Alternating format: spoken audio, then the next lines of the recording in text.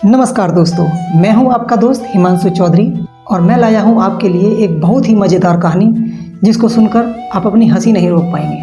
और यदि आपको समझ में आए तो कमेंट बॉक्स में कृपया कमेंट करके मुझे अवश्य बताइएगा। एक औरत को शादी के कई साल के बाद ख्याल आया कि अगर वो अपने पति को छोड़ के चली जाए तो वो कैसा महसूस करेगा। ये विचार आते ही उसने एक कागज़ लिया और उस पर लिखा कि अब मैं तुम्हारे साथ और नहीं रह सकती, मैं तुम्हारे साथ से अब ऊब गई हूँ, मैं घर छोड़ के जा रही हूँ हमेशा के लिए।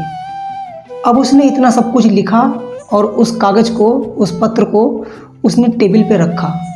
और जब उसके पति के आने का टाइम हुआ तो उसकी प्रतिक्रिया देखने के लिए वो बेड के नीचे छुप गई कि देखूंगी पति आएगा तो क्या कहेगा, इस पत्र को पढ़ने के बाद वो क्या रिएक्ट करेगा।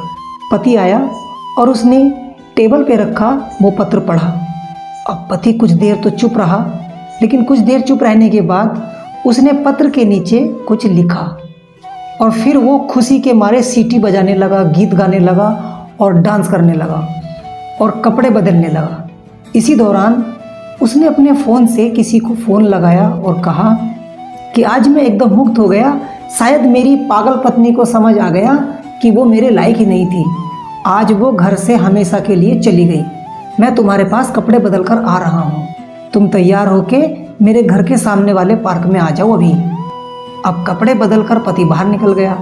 अब जो बेचारी वो पत्नी थी वो बेड के नीचे से निकली, आंखों में आंसू टपाटप उसके निकल रहे हैं और हाथ काँप रहे थे। उसने उन काँपते हाथों से पत्र के नीचे लिखी लाइन पढ़ी जिसमें लिखा था, पागल, बेड के नीचे से तेरे पैर दिख रहे हैं, पार्क के पास वाली दुकान से सिगरेट लेके आ रहा हूँ, तब तक चाय बना ले।